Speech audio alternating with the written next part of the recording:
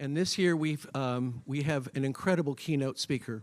He won a gold medal in the chorus, a little chorus called the Vocal Majority, when he was just a boy singing with his papa, which makes me very happy.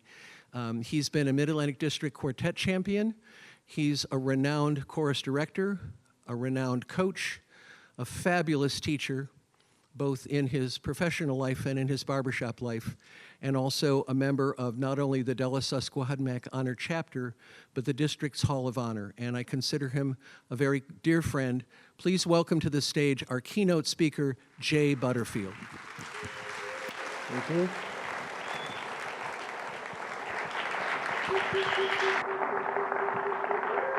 Hi, y'all. Thank you so much for that warm applause. I see all my friends sat in the front row. Thank you, Mike. But it's really a thrill to be here, and I just wonder if you've already been looking at this screen a little bit while Bill was up here talking. Maybe you were just looking past him just a little or not, but did you see any commonalities or themes there? This is a little bit of an interactive conversation today. Not a lot, but a little. And if you feel like you want to shout out something that is very common there on this slide, you can please feel free to do that, but you don't have to shout out. Going once, going twice? Let's see if the clicker works. Yeah. Well, echoes of influence, honoring our influencers, enduring legacy. We hear a lot about influencers these days. And I thought maybe we'd bring it into the barbershop sphere a little bit and see what we see and see what we can discover together. Now that's a little blurry because I had to blow it up pretty big, but are there people you recognize there? Shout them out. Mother Teresa. Okay. Malala, I heard that. Oprah is on there. Elon Musk, I mean, some are positive, some are maybe not as positive. Emma Watson's on there. Emma Watson's on there. She's a real activist working with the UN and gender equity. Leonardo DiCaprio's on there. Angelina Jolie. Maybe on the second part of that. Anyway, Martin Luther King was on there. So there are classifications of influencers. They've always been important in our lives. Whether they're global or in the neighborhood or in our family, today influencers are accessible to all of us, and lots of people are making being an influencer their career, quite successfully, in fact. I don't think that was an option presented to me by my guidance counselor. Do you want to be an influencer? Young people, do they still have guidance counselors in school? They do? Okay, well, good for us. Guidance influencers. So, who do you follow?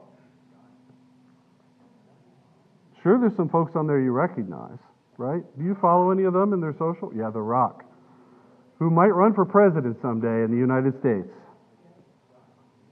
Sure. But let's bring it a little closer to home. We are here about barbershop after all. Again, let's pose that question. Who do you follow?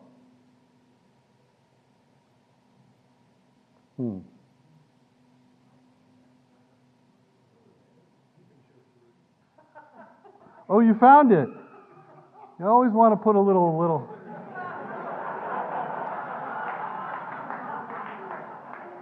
You know, what do you call it? A breadcrumb? Something like that? But look! Oh my goodness, sitting right there in the front row. Here, I'll use the laser pointer. Yeah, right in the front row, but some of these folks are right in here right now. But man, do they ever influence us. By the way, there's two guys sitting right back there that also won that gold medal in 1975 with the vocal majority. We have influencers here, and many have done these great keynote addresses like Maria sitting back there, and of course Erin, and I can't imagine how I could ever compete with her. So we've already made the cross out. So I'm Jay Butterfield, and I am honored to be able to share with you the HCE keynote for 2024. You know, I've been attending Harmony College often since the mid-1980s, so that absolutely classifies me as really old.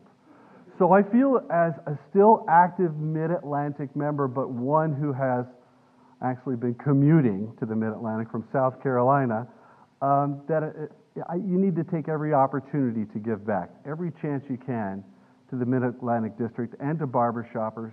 And it's as important as anything we do in our close-knit little world. So bear that in mind as we go through this conversation about our influencers today and consider who you might influence moving forward. So who influenced you in barbershopping? And perhaps in life? Let's just take a little second. You can turn to a neighbor. This is the turn and talk part. Teachers, are we here? This is our turn and talk. So it's about 30 seconds, so 15 seconds each. Turn to a neighbor and talk about who influenced you on your barbershop journey or on your journey in life. Ready, set, go!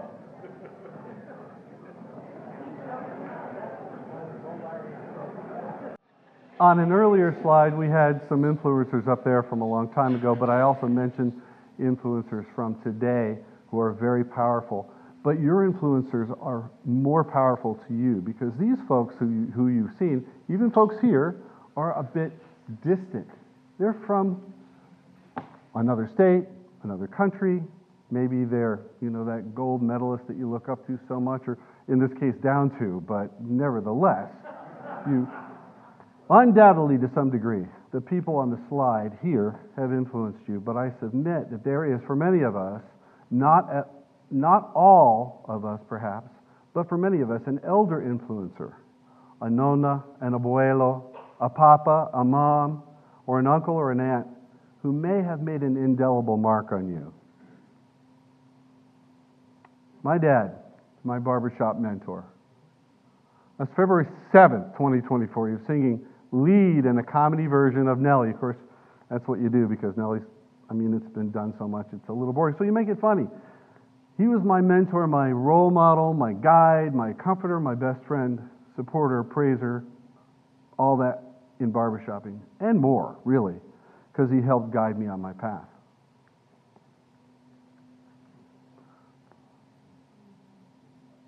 It says, look, Jay Butterfield, VM charter member.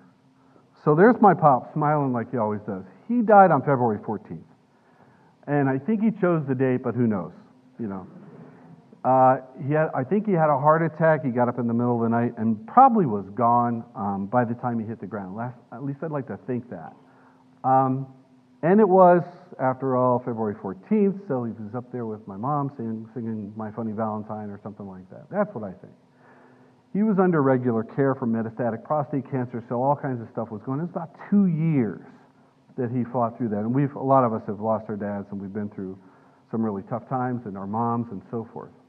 But he went the week before he passed away to a Miamians rehearsal, and in the car on the way, they concocted that version of Wait Till the Sun Shines Nelly, and it was a hit.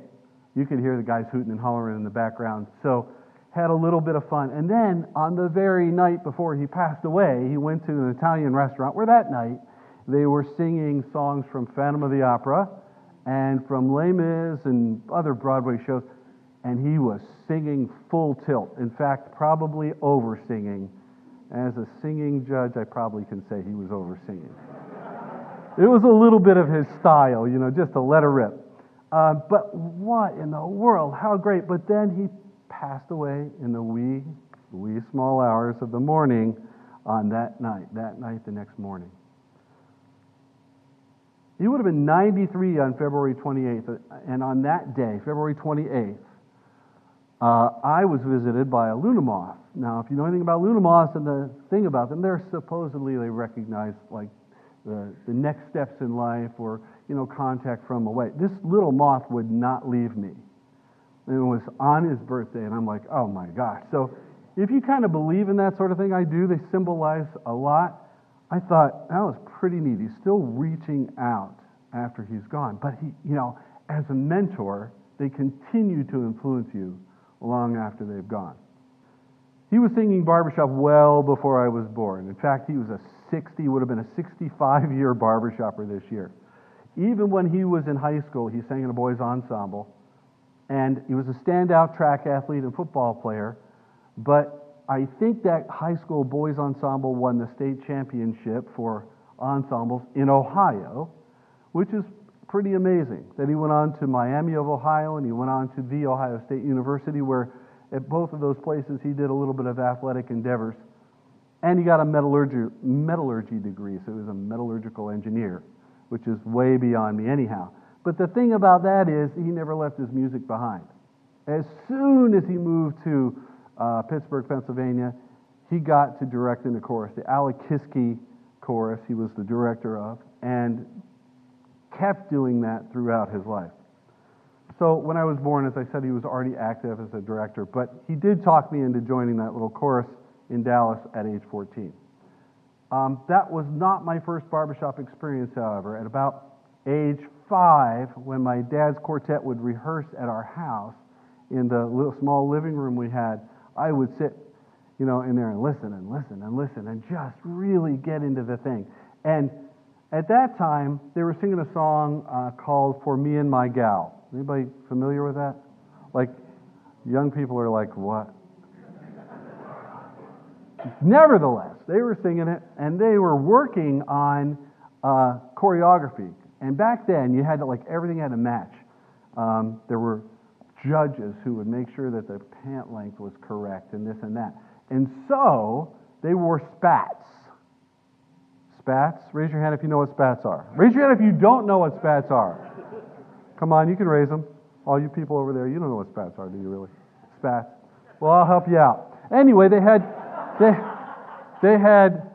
spats. All right, those are not leg bones sticking out of there. It's just a thing to hold them up. Anyhow, they were practicing this key move, and the hand went out, just like this. And so they had the cane, right, and the spat. So they were up, and they're trying to get the rhythm of the song. What a, no, that's not right. What a, did it like 6 or 8 more times.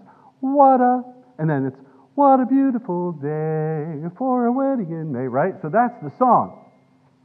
So the next day, and my dad has told this 100 times, in front of large crowds of people, and I was highly embarrassed that I was walking around the house going, what a, because I thought that was a song, what a, what a. Finally, I launched into "What a Beautiful Day," and so it always got a lot of laughs. But this whole thing really isn't about me. Just thought it'd be good to get a little introduction on me, and we kind of know where I come from and my dad's background and why he was such a mentor and influencer for me. So my first barbershop really was when I was in 7th or 8th grade. I sang in a quartet, and our school choir had white pants, white shoes. It was all the rage back then, and we had a red and white check shirt and white bow ties. And so we called our quartet the Checkerboard Squares. I think I'm going to grow it back like that, except I have to do a major comb over. So you're probably at least a little bit familiar with the rest of my track record. And so there's good and bad, so we'll just move on from that. The essence of this is my dad's experience in barbershop and his love of harmonizing and fellowship and singing and connection to other souls. And it was directly an impact on me. Not just in barbershop, but in my career choices and the way I was able to go through education and into educational leadership and then supervising educational leaders, and all that kind of came from the way he mentored me. His compassion was the fuel that kept me going. And singing, when times were difficult, even when I really wanted to hang up the pitch pipe and the career. So I persisted because he persisted. Who has influenced you?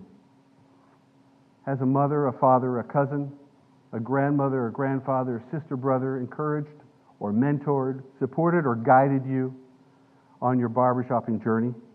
If any of those things have happened, just raise your hand. Let's look around. Isn't that something? That's a lot of powerful influence from the people closest to you. I mean, I watched Power Play, I watched The Dealer's Choice, I learned from watching Riptide, but they are not the people closest to me. My dad was closest to me, and I'm sure that you have folks like that too. So over the next few minutes, our teachers, our barbershop idols, our parents, right? We're going to share a small sampling of influencers on their kids who are MAD barbershoppers. Since I focused on my dad as his passing is still near, we'll limit these to dads and granddads, but importantly, we could have the very same commentary for moms who influenced our barbershop in greater worlds. Of course, my mom influenced me greatly, even though she didn't think she was a singer. She was very supportive and allowed me to do things that I love, though she might have rather had me be a dentist or a doctor. I didn't quite have the brain cells for that. So the next set of slides, all of them have quotes from one of our barbershoppers, and there's a lot on the slide, so please read them as possible. But I want you to know that this deck is somehow or another going to be posted so that you can read them at your leisure later. And it's really going to be worthwhile, I think, because these folks who submitted some thoughts about their parents and their influencers, really, it's worthwhile reading. So feel free from this point on, until we get through all these, to cheer, to get rowdy, to show your love to our MAD friends who we're about to see. Try to read the slides as well, as these are quotes from the children of these influencers. So here's your first test. Are you ready? All right. Richie says he was a late baby to an older set of parents. I love it. They found barbershop together. Wonderful hobby that brought them closer. I love this part down here. Being raised by a bunch of grandfathers. How about it? And then, better yet, he was blessed with a baby girl who also sings barbershop. How fantastic.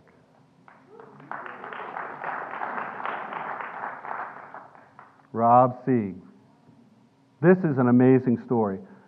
Grandfather brought him into barbershop, and he sang in a quartet called the Four Seasons. Four Seasons. Four Seasons. Get it? And look at those. Look at that. Incredible. The music drew him in, but it's the people that have kept him in the hobby.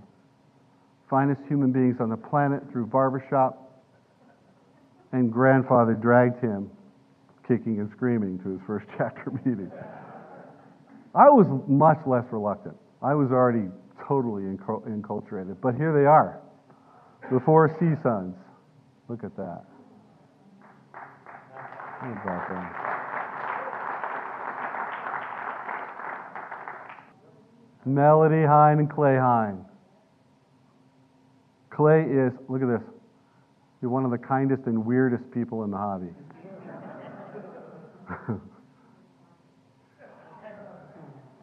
It's funny, when I was younger, people would say that you're Gene Butterfield's son. Oh. Now Dad, the last many years, he's called me and said, hey, I met some guy, and said, are you Jay Butterfield's dad? What a thing. And he made that happen. He made that happen through his life and the way he lived it. Stephanie, Chuck, and Stephanie's son, 3 generations right there. Pretty soon now, probably already, we don't have to actually say that part.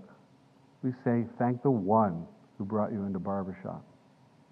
Aren't we fortunate that that happens too? Chuck and I got to sing in a quartet, and he was, in many regards, a father figure then as well for me.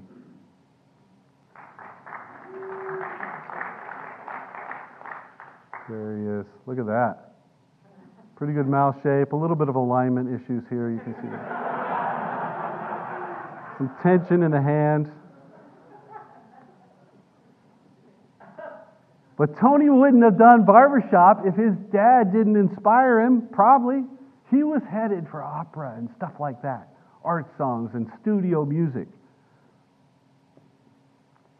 So Katie Hambright sings in our chorus in Hershey. And she wrote a lot, but it's so good. So we're going to pause for a moment here, because this part is really something. So we're going to have that show of hands again, and would love if you can indicate if you have been able to perform in a quartet or a chorus with one of your family members and look across at them and see them on the risers or on the stage with you. And if you haven't had the chance, you can have kids and have the chance with them, or find cousins. When I was in college, my Uncle Bob, my dad, a guy named Peter Miller from IUP, where I went to undergrad, and I made a quartet, and we sang on a chapter show for the Crawford County Yesterday's Sound chapter, and we did a medley of Dealer's Choice songs, as a matter of fact, and it was really cool with my dad on tenor, me singing lead, and my uncle singing baritone. I sang baritone, he sang lead. Just unbelievable to be in that kind of a formation with family members. Well, there she is.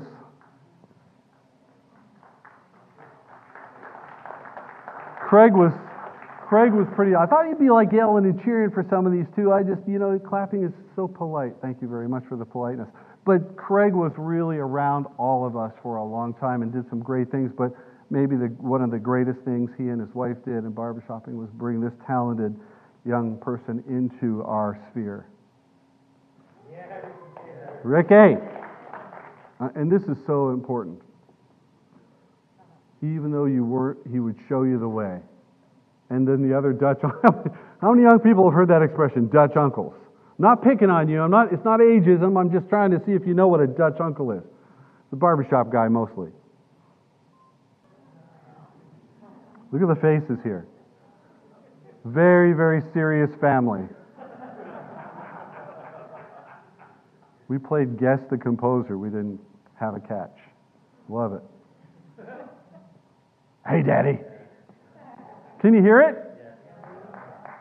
And his directing was just mesmerizing. But that kind of influence powered so many people to become barbershoppers. Thing about great influencers is when, and my wife used to chip at me a lot, not because she wanted me to be an influencer, but I was always kind of thinking, what's next? What's the next part of the conversation? Or where are we going with this conversation? And she's like, just be present. Be present to them. And just drop your guard a little. Ig helped me with that a little bit too, so that's really a thing. If you can be present to people and give them your full attention, it changes the relationship in a powerful way. This I didn't even know until this was shared with me very recently. Was it 12 pairs? Does anybody know for sure? 12 pairs of fathers, sons, grandfathers? 14. You'll see some in there. There's a son right there, and there's a dad. Sons and dads. It was amazing that they did that. How cool. Now we can have moms and daughters, and moms and sons. Hi, Ricky. All those years and you didn't realize that fly was down there.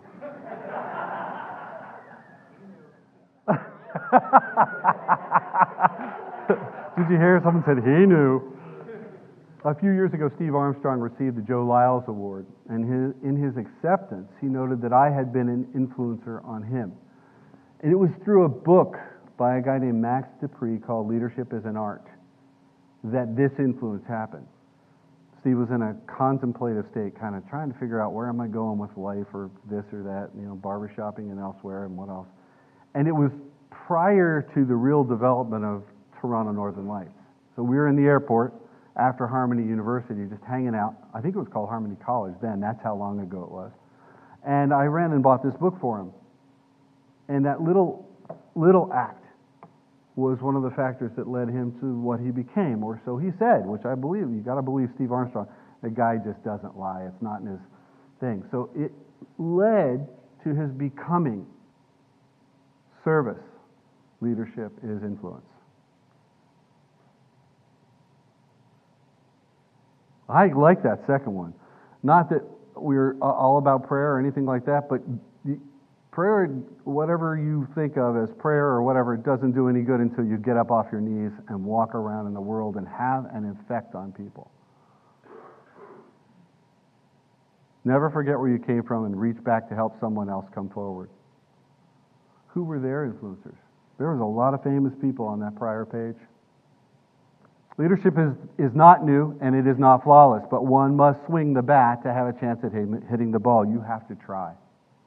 You may not think of yourself as a leader. Maybe you can think of yourself as a mentor, someone who can lead by standing in front, pulling someone along, getting obstacles out of the way, and then bringing them alongside and seeing the same vision at the same time. And then once you've done that as a mentor or as an influencer, then you put them in front of you. And pretty soon that bird flies on their own and you just watch. Mentoring is the same in many regards as influencing, and it's the kind of influencing we can do. Because we're not, does anybody have 100,000 followers on Instagram? Anybody in here? No? Mike? Quite possible. But we don't influence on that scale. We influence on a much closer, more personal scale. Grandparents, parents, you, your aunts, your uncles. They were teachers, mentors, so are our parents, and so are you. Perhaps not teachers and mentors by title, but certainly by obligation and responsibility. So the challenge is for you to be one spoke on a giant wheel of opportunity and connection for so many. And of course, including your children and grandchildren and nieces and nephews and the whole list of people that you can influence. There used to be a thing, I always think of this, and it's not intentional, but it just comes up. There used to be a poster in health class that was about STDs. And at the bottom of the poster was one person. And then there were two people. And then there were four. And then there were 8 and 16 and 32. And it was about how you can pass on STDs. Terrible thing. Terrible thing. It gave me PTSD for a long time. But what it also is how you influence. If you influence your son or daughter or the tenor in your quartet or somebody in your chorus who you took aside and said, I can help you with that, they influence others. And then those others influence others. Your reach spreads, just like Krista McAuliffe. Remember her? I touch the future, I teach. That's exactly what you do. Your reach spreads. You have a responsibility, you have an opportunity because barbershoppers are all around you and so are other people in your walks of life, but we're barbershopping tonight. Symbolism is about how you make that relationship meaningful and input and output. What you give is what you get back or what others get. And aside, I've been so happy that our society has begun opening doors in recent years. Many of our friends who are now in BHS and barbershopping have been seeking connection, seeking equality and equity and sisterhood and brotherhood, fellowship, allies, role models, and finding few.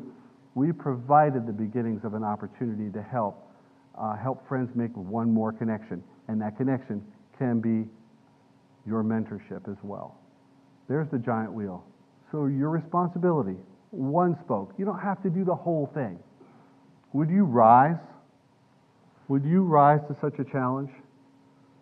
Have you already? As I look across at this group, there are so many great leaders and so many people who have service leadership as their calling.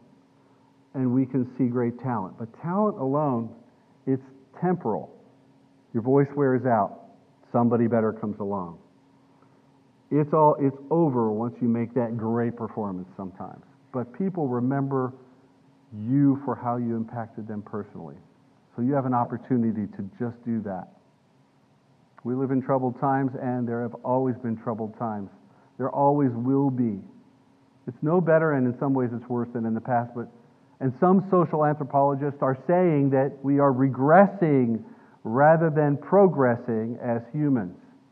We're devolving instead of evolving. But we, individually, one at a time, can make a difference as influencers. So, God, my dad wasn't perfect, but he was perfect enough. He made mistakes. His heart was good. And he helped me become. And he is still helping me today. So your challenge is to think about is to think about how you will thank a parental figure, a mentor, someone who's influenced you. And even if they've passed, thank them anyway. Take that time. Secondly, consider that you are, whether you choose to be or not, an influencer for others. Relish and cherish that responsibility and opportunities. Seek to be the rainbow in someone else's cloud. Find opportunities even when it's difficult, and keep rising, and as you rise, you will help others rise. Seek to be understood as much to understand, and be the rainbow in someone else's cloud. Thank you, Maya. Thank you, St. Francis. And thank you for your attention and your care, and for your continued leadership, service, mentorship, and influence. Now go out and do that thing. Influence others, change lives. One person at a time. You have it within you. It may feel daunting sometimes, and a lot of times you'll get rebuffed. Even as you've made a difference in people's lives, others will rebuff you. Just do it anyway. Change them. Let's have a great Harmony College East. Thank you.